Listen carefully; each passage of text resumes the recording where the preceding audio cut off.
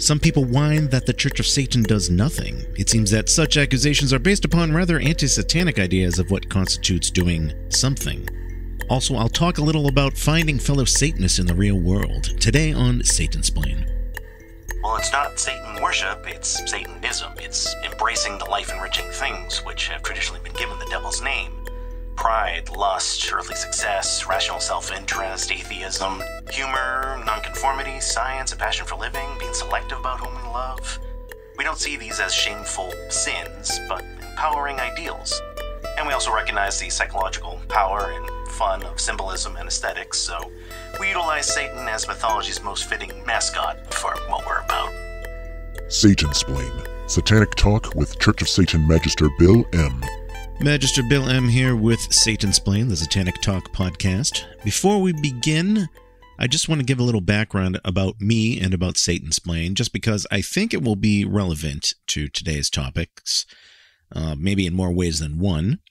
As some of you listeners already know, I write Satanism essays from time to time. You can find some of them on the official Church of Satan website, churchofsatan.com. But over the years, I've also had articles that wound up printed in Satanism zines or in compilation books of different essays contributed by different Satanists. And as for where my ideas for these essays come from, sometimes they come about because I find myself answering a Satanism question or correcting some misconception over and over again, and I think, okay, at this point, maybe I should just write a full essay on the topic. And I go ahead and I do that. I suppose you could call them rants, but even with the rants, I try writing something that I think other Satanists might enjoy reading. Now, another thing some Satanists might know about me, they might know me from The Devil's Mischief, my other podcast, a comedy podcast, which I've been doing for close to 20 years now.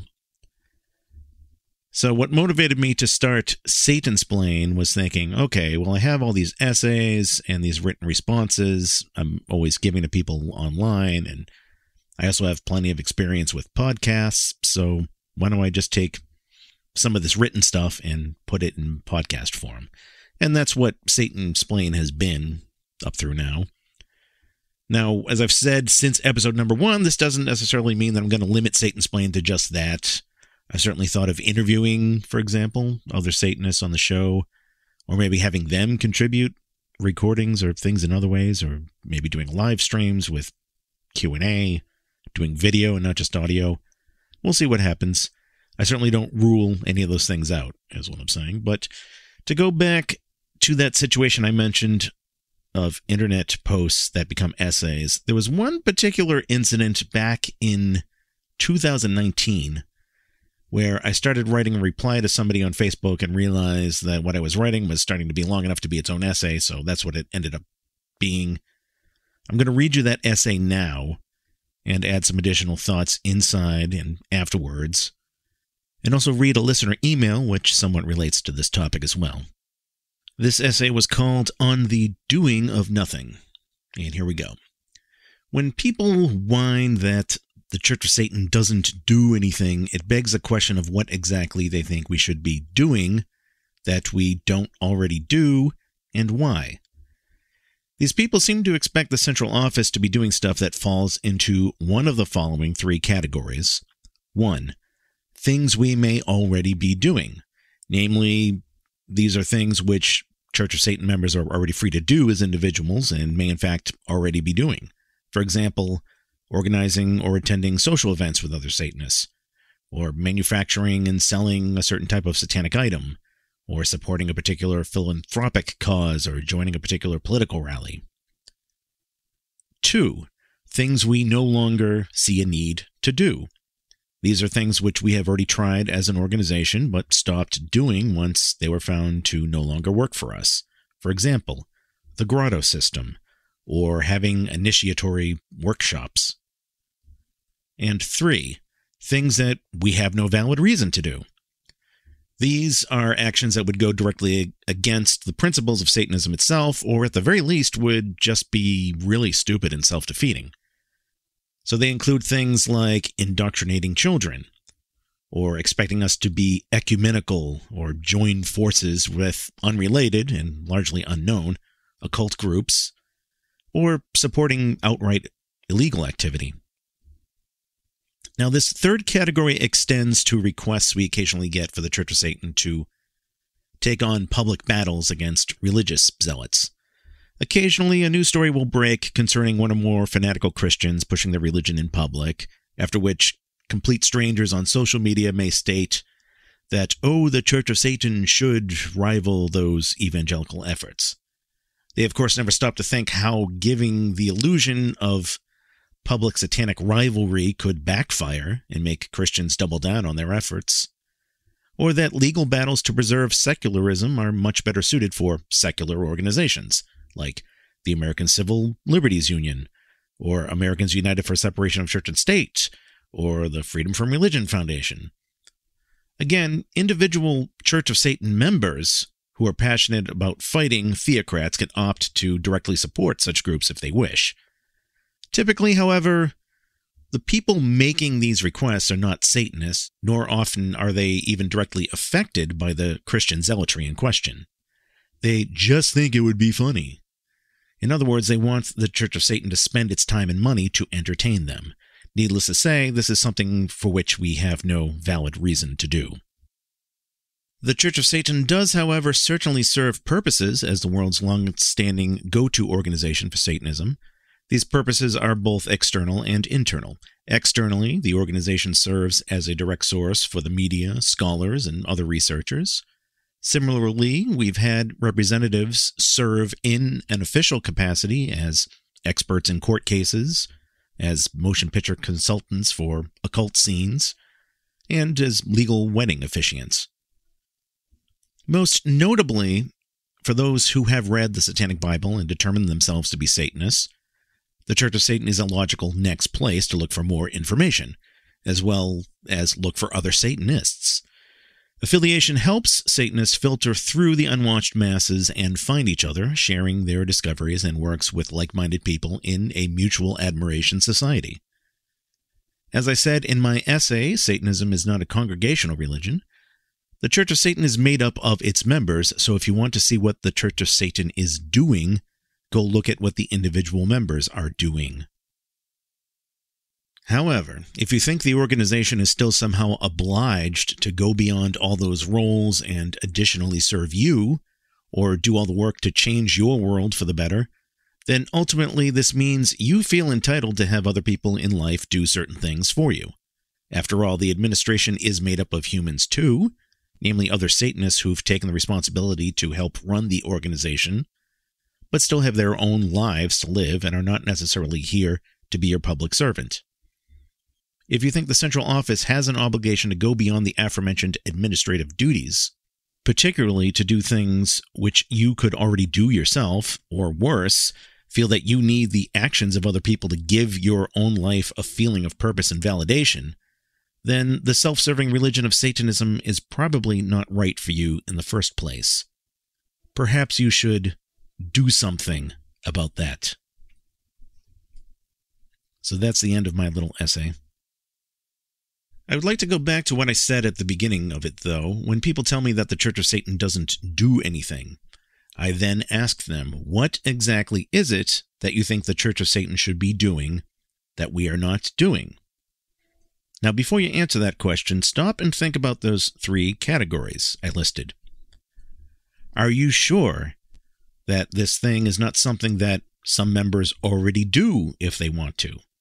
Are you sure it's not something we used to do but stopped doing for good reasons?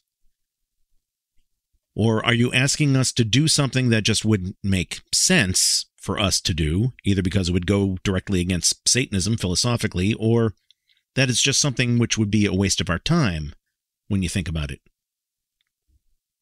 First of all, to anybody complaining that the Church of Satan doesn't do anything, or for people demanding that we do some particular thing, let me ask you this. Well, first of all, who are you? Are you even a Satanist? Because if you don't even identify as a Satanist in the first place, then, frankly, why should we care what you think? There are lots of non-Satanists who demand that we do one thing or another. We get messages daily from religious fanatics who want us to turn away from Satanism and become Christians. Obviously, we don't obey them. So really, what makes you any better? As I said in the previous episode of Satansplain, I'll see people on social media who have zero clue what Satanism or the Church of Satan are and expect to be spoon-fed the information on Satanism, and then within 5 minutes of learning about us say, oh, well, you should change your name. You should do this instead. You should do this and this other thing. Again, who are you? For starters, we are not going to change the name of our religion just because it doesn't match up with your misconceptions. I mean, fuck off. And like I said in another episode a while back, when the state of Maine, United States, was in the news because of a legal battle involving school vouchers and public versus private schools, and morons kept tagging the Church of Satan on Twitter to say, hey, now that religious schools are allowed, the Church of Satan should make a religious school. Once again, first question, who are you? Are you a Satanist? No. Do you even live in the state of Maine? No. Do you have children? No. In most cases, these people didn't even have children. So why are you asking us to build a school in Maine? Well, I just thought it would be funny. You know, if around these Christian schools, there would be a Satanist school, haha. Okay, so you want us to entertain you. Well, again, we're not going to do that. Even aside from all that, the school example makes no sense. The whole idea we would take all the time and money to pull some stunt like that, first of all, makes no sense in the context of Satanism. We don't indoctrinate children. Second of all, a school almost nobody would end up enrolling their children in. What on earth would we get out of it? We get to make Christians look bad? That we give them a funny scare. Well, they already look bad, and they already are scared.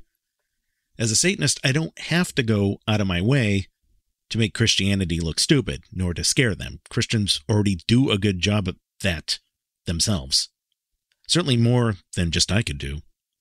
It's been that way for at least maybe a generation or two now. People don't like Jesus freaks. And we know why. It's because they're annoying and they believe in stupid things and they inject those things everywhere, or try to. Now, I'm not saying that if religious nuts are giving you a hard time, then you should just let them walk over you. I'm not saying that there should be no efforts to be made to make sure that they're kept in check. But think those efforts through first, is what I'm saying. Trying to mirror their efforts by doing a satanic parody of whatever they're doing is not going to help. First of all, again, it makes no theological sense in the religion of Satanism. Satanism is an adversarial religion. It is not for the masses. We don't have prayers. We're not looking for acceptance. We don't indoctrinate children. We don't hold up things like philanthropy as a virtue that everybody must do. We don't serve God. We don't serve the greater good. By the way, the so-called greater good, I would say, is a notion that is as intangible and vague as the notion of God, but I digress. So, since the Church of Satan represents Satanism, it makes no sense to expect it to do actions like that, which are counter to Satanism. Satanism is a religion of the flesh and not the spirit. It is of the self and not the masses. And that was just my first point. My second point is that not only does it make no sense in the context of Satanism to do something like build a school in Maine, but stunts like that don't even accomplish anything. I mean, no Jesus freak has ever said, gee, you know, I wanted to shove my religion into this place in public, but now that I see Satanists could do the same thing, well, I'll back down and I'll keep my religion to myself. No, that never happens. If anything, trying to build a satanic school or whatever will just confirm their fears. Their fears of, oh, look, the world needs Jesus because, as you can see, there are devil worshippers infiltrating society. And, you know, again, they'll just double down on their efforts. Now, to be fair, and I've tweeted about this before, I've mentioned this somewhere else a few weeks back.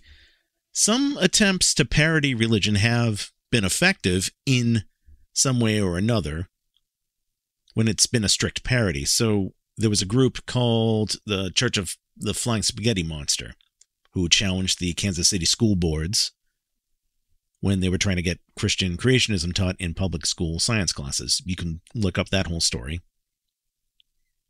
In fact, the same group who calls themselves Pastafarians also challenged a law. I remember that you couldn't wear a hat in your driver's license photo unless it was a hat for a religion. So, for example, you could wear a turban, you could wear a yarmulke or something, but somebody fought to get their driver's license photo of themselves wearing a spaghetti colander as a helmet under the argument that they were Pastafarian, and they were successful at that. There was a group of people in the UK, I believe, who threw off a bunch of polling data on religion by all writing in Jedi as their religious preference. There's the Church of the Subgenius, who thought it was strange back in the 1980s that some states in the United States didn't have many opportunities for people to be legal wedding officiants unless they were church ministers. So they created a parody religion, which, among other things, created a loophole for that. Now, the important thing to notice in all of these cases, though, is that it was abundantly clear that the so-called religion challenging these things was a satirical religion. I mean, flying spaghetti monster. How stupid do you have to be to not think that that was an intentional joke? Of course, it's an intentional joke. So that sort of thing, though, doesn't work with Satanism, and that's because Satanism, you see, is an actual religion. And those of us who are actual Satanists say, no, we're not going to go downtown in our ritual robes to harass Christians. That's not what we're about, and we're not here just to entertain you. So I've gone off on a long rant here, but let's get back to the question. To the people who whine that the Church of Satan doesn't do anything, I ask again, what exactly is it, then, that you think we should be doing? Some people will say, well, the Church of Satan should be fighting for religious rights. As far as I'm concerned, I already have my religious rights. I can legally be a Satanist and practice Satanism here in the United States where I live. I don't see a right which non-Satanists have, but I don't have because I'm a Satanist. But let's assume I'm wrong. How exactly do you want me to fight? Fight for religious rights. Be specific. Do I show up at protests? Do I write my congressman? Do I give money to financially support certain court cases? Do I walk up to Christians who preach in public and give them the finger? Hand them the Satanic Bible? What? What if I find those sorts of things to be a waste of my time? It's my life, and maybe I have better things to do. So what do you expect the Church of Satan to do? Do you expect the Church of Satan Central Office to force me to go to protest, to write letters, to donate to this thing or that thing, to give money to the ACLU? Maybe instead, how about this arrangement? Any Church of Satan members who do feel passionate about those sorts of issues and do find it to be a battle that's worth their time are free to go ahead and do that sort of stuff. And the members who aren't, don't. Do something else with their time. Because that's the way we have it now, and that makes far more sense, doesn't it? Than trying to force individual members to do one thing or another. And the same goes for any other political protests. I was on a podcast sometime in the past year or two where the interviewers asked me, hey, shouldn't the Church of Satan be showing up and joining Black Lives Matter? I said, no, we're not going to do that. First of all, not all Satanists support the organization Black Lives Matter. I most certainly don't. It's not because I'm a racist. It's because I have my objections to them as an organization and how they run things. I see some explicit Marxist ideology in the things they push, which have nothing to do with race. I see money they get not going to help black communities, but instead going to fund mansions in white neighborhoods that the Black Lives Matter leaders live in. Again, that's just my take. Maybe other Church of Satan members feel differently. But the DJs were still insistent, saying, yeah, but what would happen if you got 100,000 members of the Church of Satan to stand up and say Black Lives Matter and join the protests? I said, well, okay, suppose that happened. Would that be a good look at all for the Black Lives Matter organization? I would say no. You would have to be completely delusional to think otherwise. To think that having an endorsement from the Church of Satan, having that being really big and public, would actually help anybody, really. And again, maybe there are Church of Satan members who don't view the organization Black Lives Matter the same way I do, and maybe they do support them. I have no idea what the rationale is, but I won't claim to speak for them. But once again, we're back to the issue where not all members of the Church of Satan necessarily agree on one particular cause or on an outside organization like Black Lives Matter and what they do.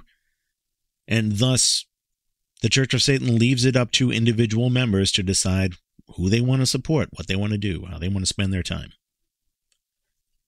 But let's keep asking this question, though. What is it that you think the Church of Satan should be doing that we're not doing?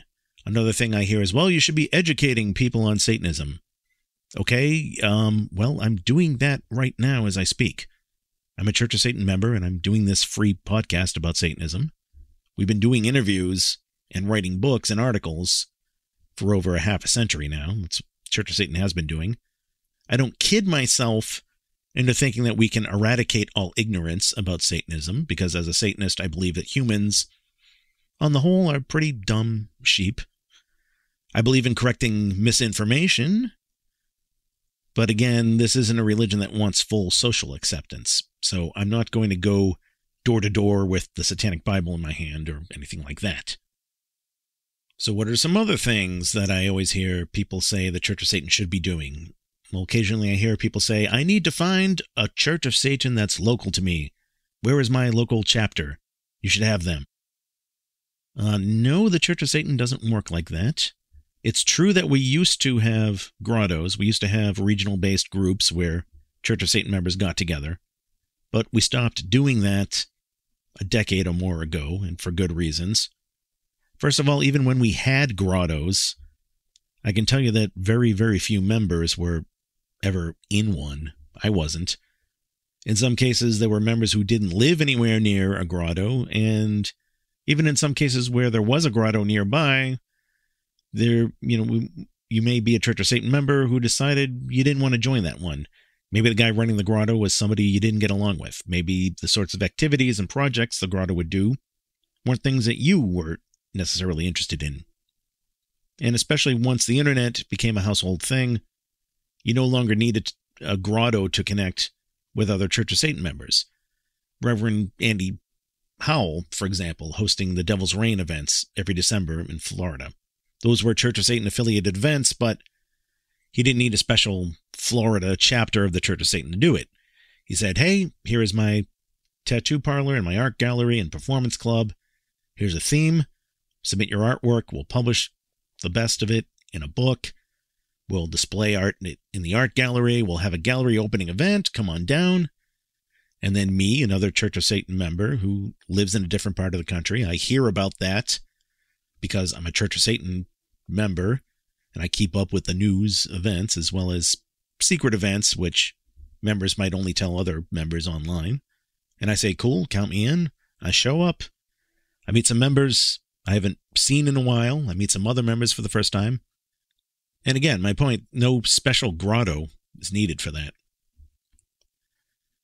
This is similar to another thing I hear. I sometimes hear, well, you guys should get together for rituals, and you used to do that. And I heard somebody say on the internet that you don't do that anymore. Well, you heard wrong. Church of Satan members do get together with each other for rituals. I have done it myself many times over the years. Now, do we all get together and do this on regular intervals? No. That's mainly because in Satanism, we realize that when a Satanist feels the need for ritual, it's going to be different for different Satanists. So we are not one of those religions where everybody is required to drag themselves to a particular building for an hour every weekend. But when we do get together, it's like the example I gave of the Devil's Reign art showings.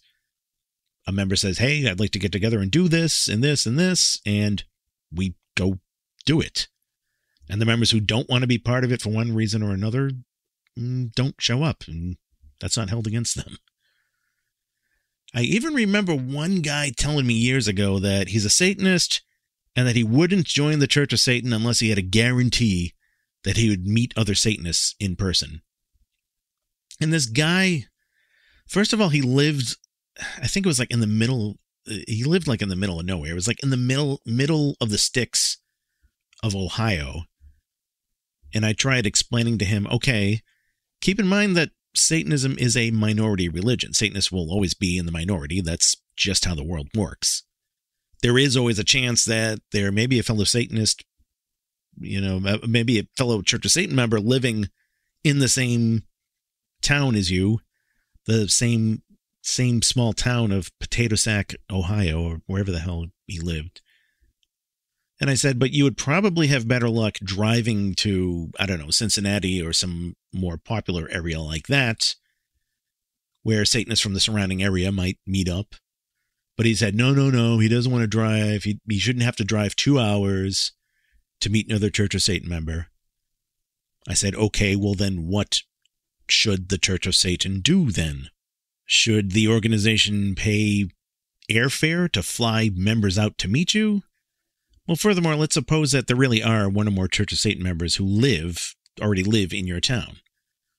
What reason would they have to go out and meet you? I mean, if you lived in my town, I know I wouldn't want to hang out with you in person because you sound like a whiner. And similarly, I've heard people say things like, oh, the Church of Satan should have a satanic goth club I can go to. Or the Church of Satan should have a community center because, there were Christian youth centers and there's Jewish community centers and the YMCA and places like that, so there really should be a satanic one. Now, I've already addressed the idea of Satanism not having to do anything with helping communities and, the community at large and all that, so I won't repeat that point.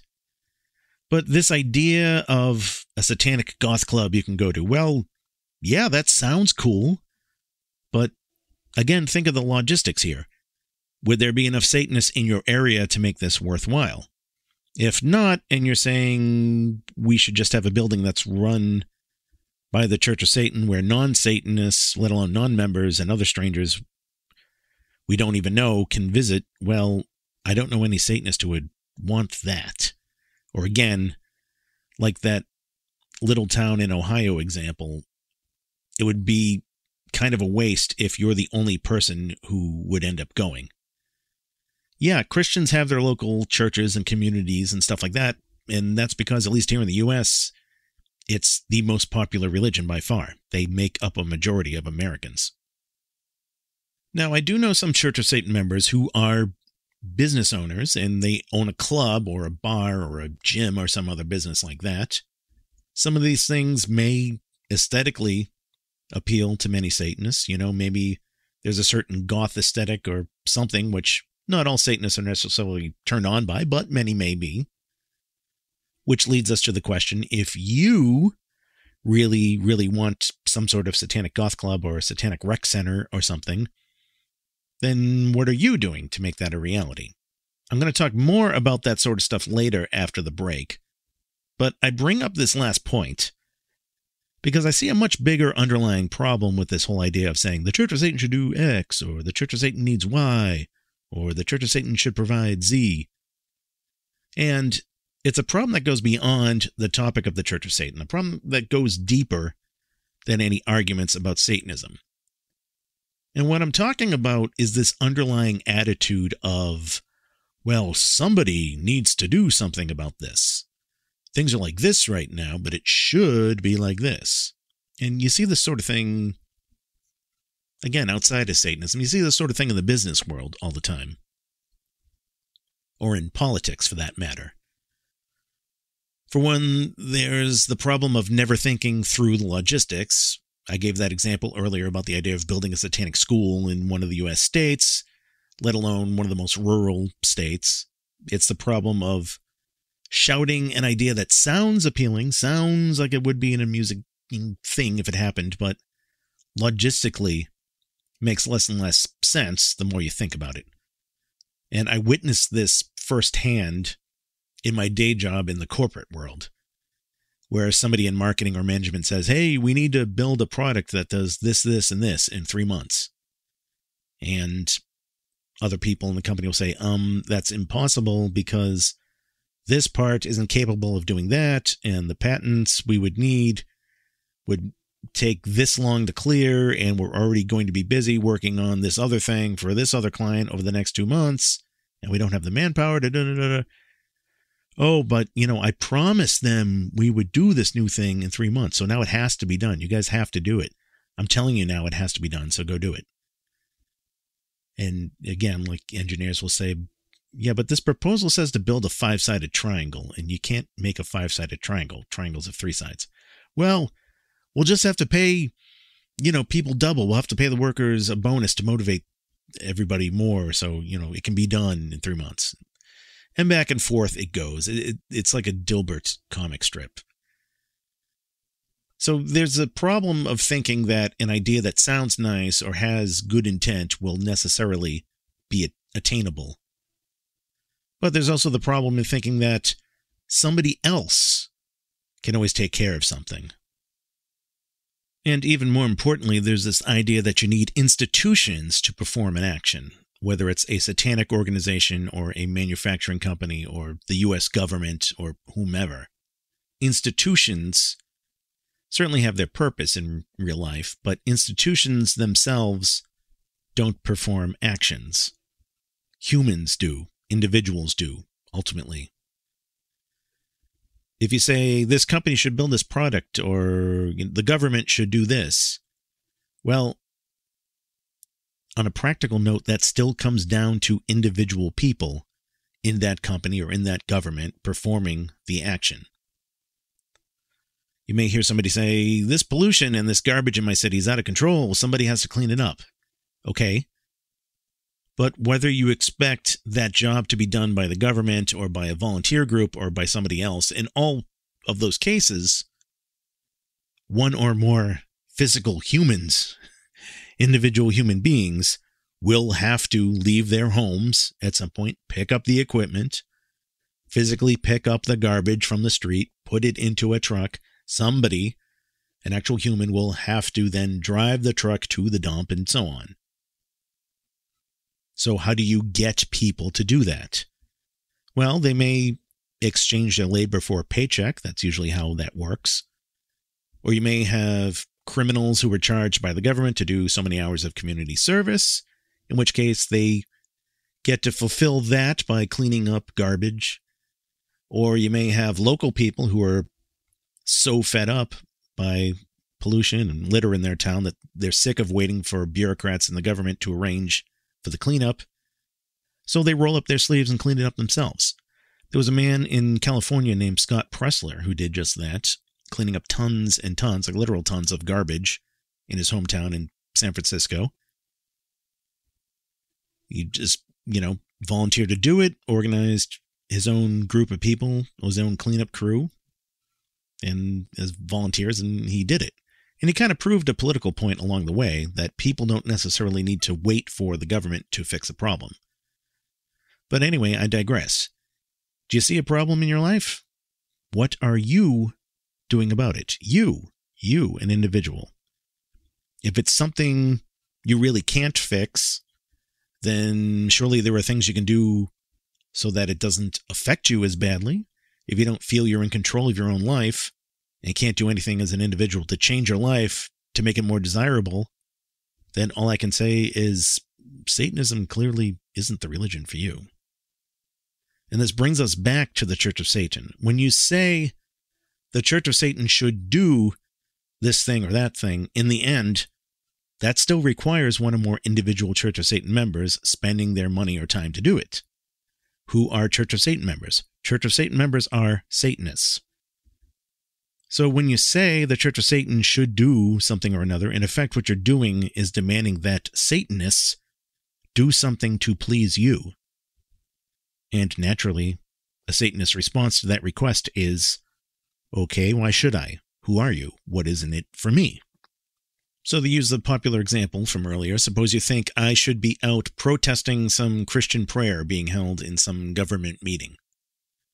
Well, what if I don't care about that? What if I feel I have something far more important to do that Thursday? It's my life, not yours. I am a Satanist. Maybe I'd rather sleep in late or do some extra work for more money or go to a concert or go to the beach. Or maybe, just maybe, I do have an interest in that particular government meeting, but it's only because of the actual laws that the meeting is going to be debating. Maybe there's a bill being discussed that I'm against because it's going to raise my taxes, and I couldn't care less whether the meeting starts with a prayer to Jesus or Allah or to the Muffin Man. Imagine that, a grown-up with interest in grown-up things like taxes. But if I'm not interested in showing up for this protest or building this school or donating my own money to some particular philanthropic cause or a particular politician, what do you expect the Church of Satan to do? Do you expect High Priest Peter H. Gilmore and the Council of Nine to demand I do it? Do you expect the Church of Satan as an administrative body to tell members, tell Satanists, how to live their lives? Good luck with that. How on earth would that square with the idea of the Church of Satan representing Satanism, a religion where the individual is his or her own god? It doesn't. Let's take a long overdue break right now. I can't believe I've been ranting for this long. You are listening to Satansplain. You are listening to Satansplain, real satanic talk with Church of Satan Magister Bill M.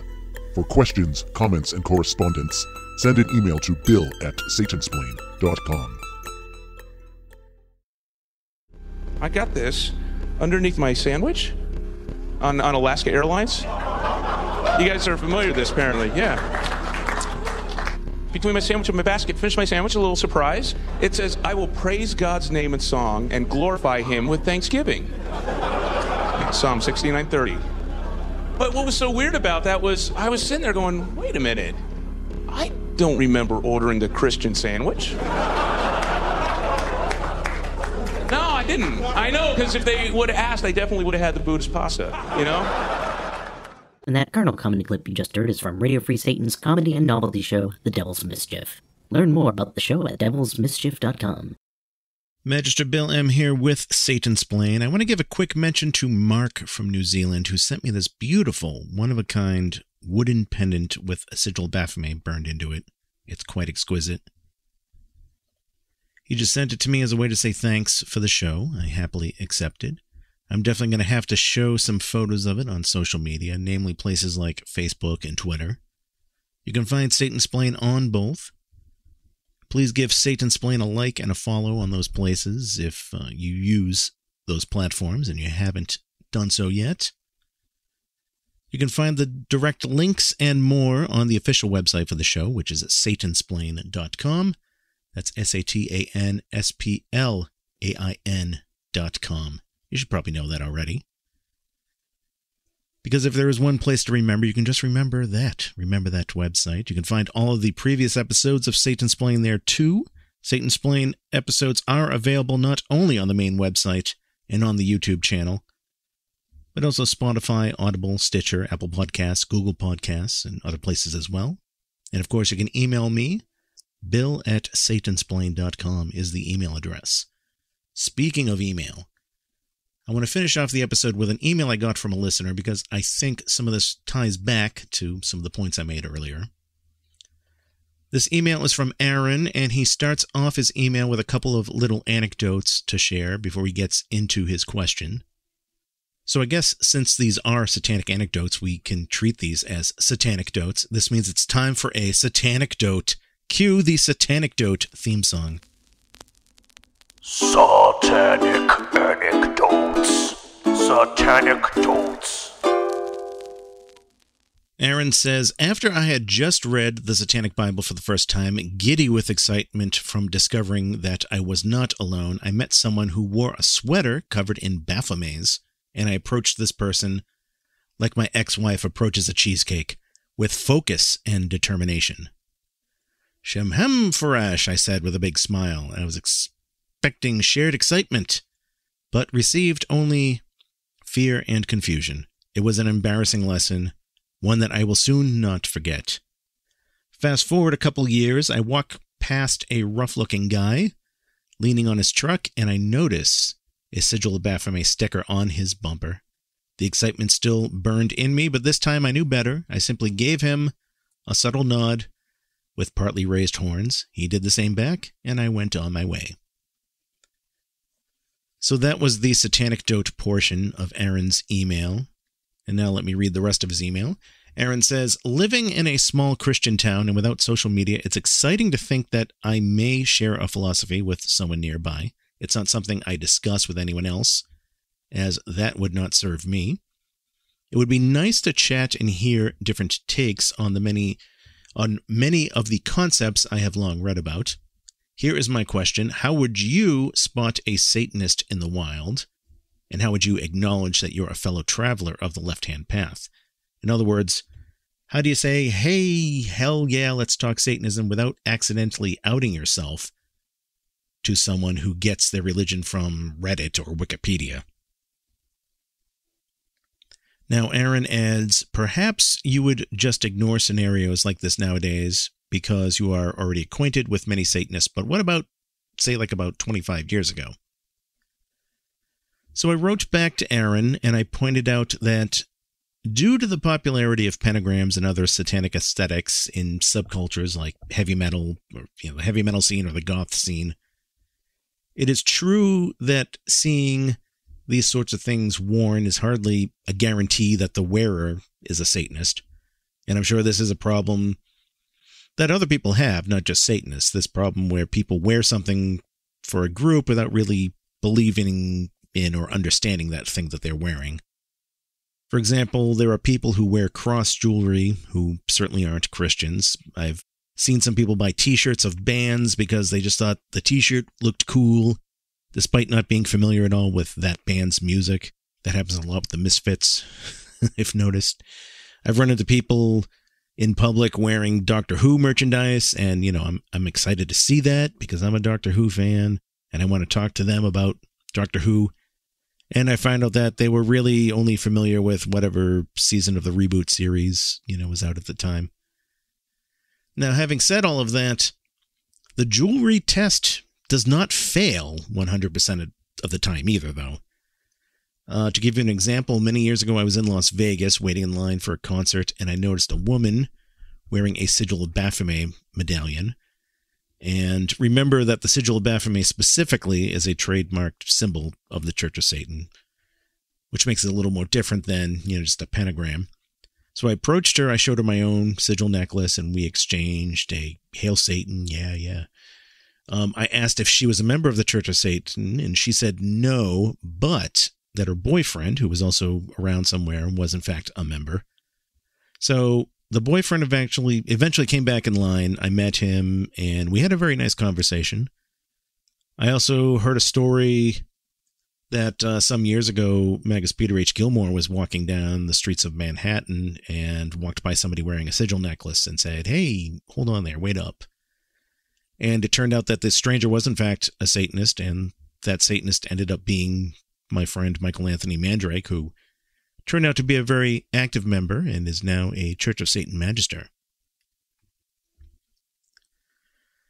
Now, of course, hardly all Satanists are doing things like wearing their sigils in public, which is why I think the best way to meet other Satanists without having to put up with so many fakes and weirdos was 25 years ago to join the Church of Satan. In fact, I would argue that it is still the best way today. Now, as I've already explained, joining the Church of Satan doesn't absolutely guarantee that you'll meet other members, because remember, the organization has to protect member privacy, and there's no guarantee that there'll be some pre-planned social event in your area, especially if you live out in the sticks. But I would still say Church of Satan is a network which members have at their disposal when they join. It's true that there are bona fide Satanists who understand the Satanic Bible and all that, who are not members of the Church of Satan. Joining the Church of Satan is not a requirement to be a Satanist, after all. And likewise, there are some Church of Satan members who are Satanists, but whom I personally don't get along with. And I wouldn't want to hang out with them. They wouldn't want to hang out with me. But even with those two types of exceptions, I would still argue that by having an event or a chat room or whatever restricted to Church of Satan members only, you filter out so many of the people who don't get it. The devil worshippers, the Illuminati seekers from Nigeria, the people who say that they're Satanists and say that they adhere to the Satanic Bible, but are, mystics or are just freeloaders or clinical narcissists or, sexual creeps who want to send dick pics to every goth girl they find on the internet. It's not a perfect filter, having that membership requirement, but again, Church of Satan members, that membership, I would still say, filters out a lot of those undesirable types. But getting back to Aaron's question of how I would recognize another Satanist in the wild without something more obvious like a sigil necklace, and how could you signal back to that person, so on. I suppose you could drop names or phrases which typically only another Satanist might know. I had an online profile years ago where I included the words undefiled wisdom somewhere in the bio description. I figured that people who've read the Satanic Bible would notice that and would know where it comes from, while those who didn't know would not think much of it. Also, similarly, at some point, I may have had things like, ASL/COS/HS exclamation point in like an email signature or something similar. So yeah, I'm sure there are similar codes like that one could do. So after I wrote this all back to Aaron, he wrote me back and he said, "Thank you very much for the thoughtful and well-written response. I appreciate how you relate spotting a Satanist with an enthusiast of some other form. You make a good point about people wearing merch for things they aren't familiar with, like my example of the Baphomet sweater. I joined the church a couple of years ago, and I applied for active membership last December. I mentioned in my application that a couple of reasons I would like to become an active member is to proudly sport something like a lapel or a medallion, knowing that the organization agrees that I understand the philosophy well enough to represent it, that I'm not a poser, essentially. Meeting and chatting with other Satanists would provide a better understanding, as well as practice in communicating the concepts and being able to answer questions more confidently. I have heard mention of this insider network several times, and I am very curious about what that involves. I think it's best to leave the details for those who are deemed worthy, though I do hope it involves more than a Facebook page, as I despise social media. I can't deny it may have its utility in some regards, but still. In the meantime, I will continue to kick ass in my pursuits, and I hope to someday be able to provide our organization with something more valuable than my one-time membership fee money." So that was the end of Aaron's reply, and as you can see, he brings up the topic of Church of Satan membership and the benefits of that. It's a question I see now and then, though usually when I see it, it's not from somebody who's already a Church of Satan member. Usually it's from somebody who is not a Church of Satan member and asks, like, well, what do you get when you join? Sometimes it's a sincere ask. Sometimes it's like a loaded question. On the extreme, there are the assholes who claim that you don't get anything from Church of Satan membership. Idiots who claim, for example, that all you get is a card. All you get is a red card when you join and nothing else. Now, to be clear, Aaron is not being one of those aforementioned asshole idiots. I'm not saying all of this to attack him. I'm not attacking him. But as he sort of brings up the topic, and also considering that I started the show with a long rant against accusations that the Church of Satan doesn't do anything, well, I would like to read you my reply from Aaron. Some of this is admittedly going to sound repetitive with what I said earlier in the show, but bear with me. So I started off by telling Aaron, I know the expression that you get what you put into it may sound kind of cliche, but that's really what I think Church of Satan membership comes down to. You get out of it what you put into it. This is as it should be, since Satanism is a self-serving religion, and Satanists don't exactly bend over backwards to do things for other people without some kind of reciprocity. The Church of Satan is made up of Satanists, so if you ask the Church of Satan to do something for you, then ultimately what that means is you are asking one or more Satanists to do something for you. Now, I'll get back to this point in a little bit, but let's stop and look at why Satanists join the Church of Satan in the first place. Not everybody joins for the same reasons. I've talked about this in probably a couple episodes before. Some people choose to join as a registered member and then opt to never utilize their membership for anything in particular. For example, some simply join as a way to say thanks for the organization because this is the organization responsible for Satanism and the Satanic Bible. The Church of Satan has done a lot of other work to represent Satanism, interviews and books and podcasts and articles and so on, and there are Satanists who feel that this religion, Satanism, has greatly enriched their life. How much? Well, if they had to put a dollar value on it, many would say that it's certainly more than what the Church of Satan charges for lifetime membership. I know that was the case for myself. So that was one of my own personal reasons for joining the Church of Satan. And more importantly, again, for me, I don't speak for all members, but for me, I'm a Satanist, and here was the organization that represents Satanism, founded by the same guy who wrote the Satanic Bible, and run by people who agree with it.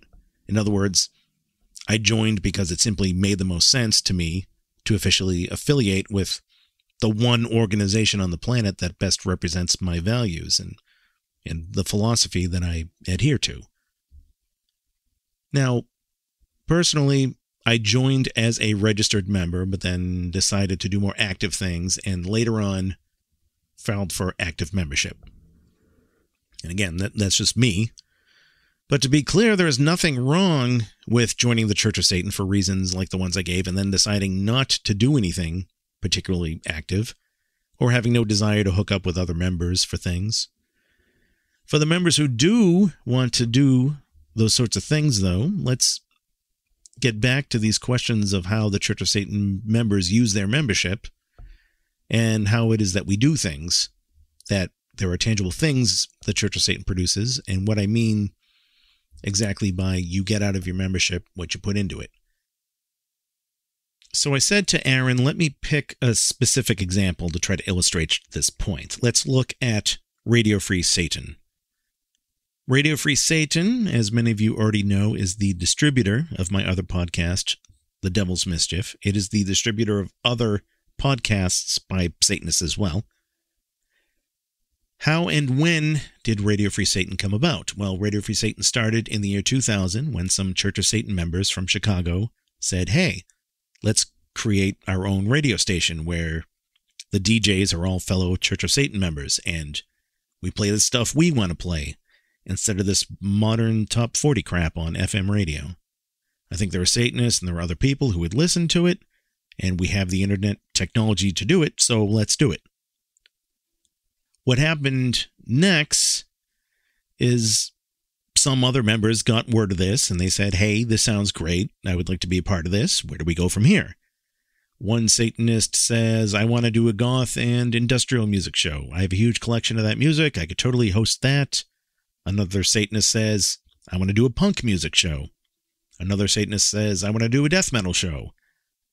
And another Satanist said, I want to do a show where I play recordings of old-time radio shows like The Shadow and Abbott and Costello and these crime and murder dramas from the 1930s. And another Satanist says, I know how to deal with the legal end of things. Another Satanist says, I know how to keep a server running. Another Satanist says, I know how to get a website going. So on and on it went until Radio Free Satan was established in June of that year, June 2000. There were technological struggles, to be sure. There were failures that had to be fixed, but it finally got off the ground. It was a labor of love. Radio Free Satan launches. Word spreads to other members through the Church of Satan news feed and other Church of Satan affiliated forums and Church of Satan zines, and then also the press in general with some articles. I remember there was an article in Spin magazine and others about Radio Free Satan at the time. We ended up having some in-person parties and celebrations in Chicago and in Los Angeles, where on some of the station's anniversaries when those came up. And the station has since served as an outlet for numerous other Church of Satan members over the years who've wanted to become DJs for some format or another. Over 20 years later, now we fast forward to 2022, Radio Free Satan is still around, still being run and enjoyed by Church of Satan members. Now, going back to the year 2000, could those Satanists in Chicago have created Radio Free Satan without any use of the Church of Satan, any use of their membership in the Church of Satan? Maybe. But it's doubtful many would have known and heard about it, especially the DJs who contributed to it. I doubt I would have heard of Radio Free Satan if it weren't for the Church of Satan, even as a listener. Also, who knows what sort of devil-worshipping pseudo-satanic weirdos could have come in and changed it to something else, maybe running it into the ground, without that Church of Satan affiliation in place to, help filter out idiots like that. But more importantly, notice that Radio Free Satan was not formed by somebody saying, I paid my lifetime membership fee for the Church of Satan, and now I demand a satanic radio station. So use the money I gave you and go make me a satanic radio station. I'm not going to do any work for it, and I have no idea what administrative expenses the Church of Satan may have or what other members might be demanding you to build. But hey, I paid my money to the administration, so go make me a satanic radio station. I will sit back and wait. Would that approach have worked? No, it wouldn't have. How would you even carry that out? So again, like somebody says, build me a satanic radio station. Okay, what then? Like I said earlier, it would come down to humans in the Church of Satan having to build it. Who? How? Does administration have to command certain members to stop what they're doing and go build this thing? Would you expect them to obey? I suppose you could hire professionals outside the Church of Satan to do it. Radio station professionals, maybe. I mean, we may have Church of Satan members who are in those professions already. But whether you were to hire somebody from inside or outside of the organization, well, they would obviously want money or some kind of compensation. And I'm sure that would have cost well over what a single lifetime membership fee, could do for it. Plus, if you do have to hire outside of the Church of Satan, again, like, would those non-Satanist workers know what they're doing? Would they do it in a good way? So I'll stop before I repeat myself, before I repeat what I said in the first half of the episode. But I told Aaron that hopefully with this example, you get a better idea of what I mean by members getting stuff out of membership and what they put into it. So responding to the rest of Aaron's email, I said, I'm not sure what he meant when he said, well, I hope this insider network I hear about involves more than just a Facebook page. Yes, the Church of Satan does have an official Facebook page. So does any organization or company in this day and age, really. Facebook pages are public. We have an official Facebook page, a Twitter channel, YouTube channel, and so on. But like any other organization, we have announcements we want to make and whatnot. There's a Church of Satan affiliated event that's going on in this city. Here's this new thing that one of our members did. Hey, here's a new article from the high priest. Here's a rare photo of Anton LaVey from back in the day, and so on. So we have the social media outlets for that. But I think what Aaron was talking about was a Facebook group, which is a completely different thing from a Facebook page. A Facebook page is always public. A page is where the owner and only the owner can make status posts, make broadcasts. A Facebook group is basically a message board, a place where people join to make posts and reply to them. And even before Facebook, we've had some Church of Satan members who've made internet forums to discuss Satanism, some of those being public, some strictly for Church of Satan members only. The Letters to the Devil message board, for example, had both a public area and a members-only area. And yes, there are similar members-only groups on Facebook. You could call that a membership privilege, being able to go to a Satanism forum where, again, you don't have to deal with devil worshippers, Jesus freaks, the Illuminati seekers from Nigeria, and spammers and trolls. But instead, a whole forum of people who understand Satanism and understood it enough to join the Church of Satan. In fact, many Church of Satan members I know, if they choose to participate in Satanism forums at all, stick with just the members-only forums like that, having no tolerance for places where trolls and the like show up. So that's one way Church of Satan members may decide to network with each other and communicate with each other. If you hate that and you don't want to use it, fine. But I would say keep in mind, in this day and age, the way most people communicate these days, when they want to network and communicate with each other, is through social media. Personally, I think that Facebook will go the way of MySpace eventually and become a ghost town if it hasn't started becoming that already. So when that happens, you'll see Church of Satan members opting for some other form of online communication that talk to themselves in private about Satanism, talk about it with other Satanists. There probably are such private places on other platforms. In fact, I can think of a few, and some I just haven't actively used yet. But anyway, that concludes the email and also concludes this episode of Satansplain. I think I've talked enough. So remember this, the next time somebody claims the Church of Satan doesn't do anything, chances are the people who say this think that the only valid forms of doing something are when it's done in the name of a collective instead of as an individual.